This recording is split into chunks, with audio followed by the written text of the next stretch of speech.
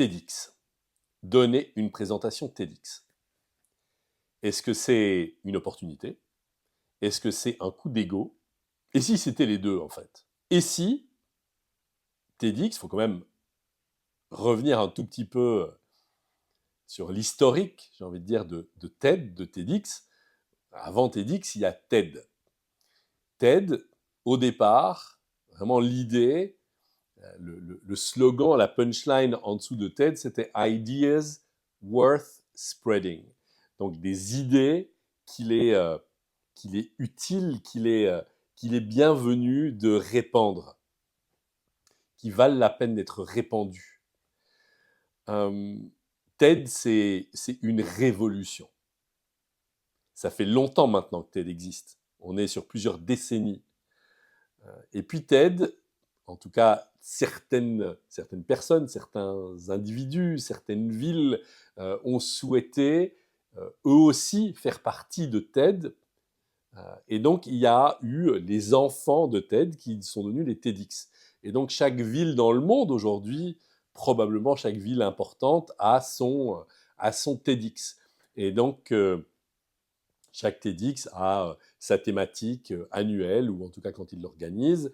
Et donc, des personnes sont invitées, soit à postuler, je pense, soit sont invitées à prendre la parole pour TED. Alors, c'est vrai que, pour TEDx, alors c'est vrai que des personnes ont vraiment, sur TED en particulier, ont vu leur carrière exploser suite à une prise de parole qui a été puissante.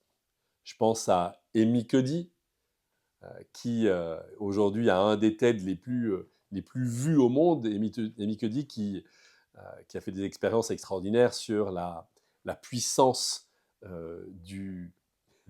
des émotions liées à la posture du corps. Je pense à Sir Ken Robinson, qui a pris la parole de manière extraordinaire sur l'éducation, et l'éducation à l'école en particulier. Je pense à Brené Brown, qui a développé et qui est devenue aujourd'hui la spécialiste absolue de ce sujet merveilleux qu'est la vulnérabilité, l'authenticité. Et donc, elle en est devenue l'apôtre, elle en est devenue la représentante, l'ambassadrice, et elle le fait merveilleusement bien. Et puis les TEDx ont été clairement des opportunités pour plein de gens d'être connus et reconnus dans leur domaine. Alors, moi, il y a juste une dimension qui peut-être me manque un peu aujourd'hui dans le TED ou dans les TEDx, c'est que le format est tellement cloisonné, arrêté, avec une manière de raconter l'histoire, de raconter les histoires, qui sont devenues tellement formatées aujourd'hui, euh, que je pense qu'on a perdu un peu l'essence de la chose, le cœur des prises de parole. Et si TED est aujourd'hui vraiment encore un outil de vulgarisation, de partage, d'information en vidéo avec des prises de parole en public, je pense que l'outil en tant que tel est absolument génial.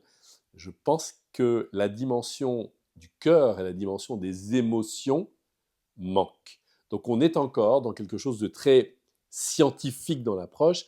Ideas worth spreading. C'est quelque chose, c'est une idée qu'il est merveilleux de transmettre.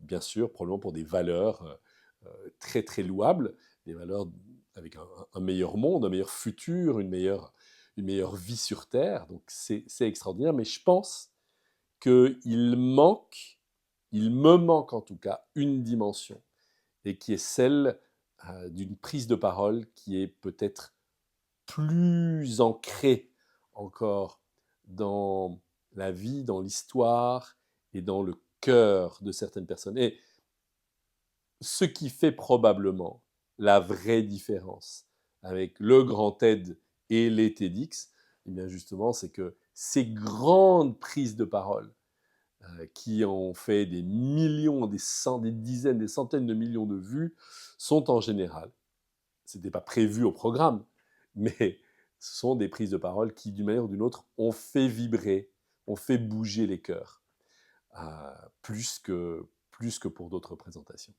Donc, c'est certainement un coup d'ego et de se dire que, voilà, moi j'ai fait mon TED, j'ai mon TED, et maintenant, parce que j'ai mon TED, je peux me prévaloir de ceci ou de cela. Bon, ok, c'est une carte de visite. Et c'est certainement très bien, très très bien de l'avoir à certains moments, et puis d'en connaître les limites aussi. Je pense que c'est pas négligeable. Allez, allons préparer de belles présentations.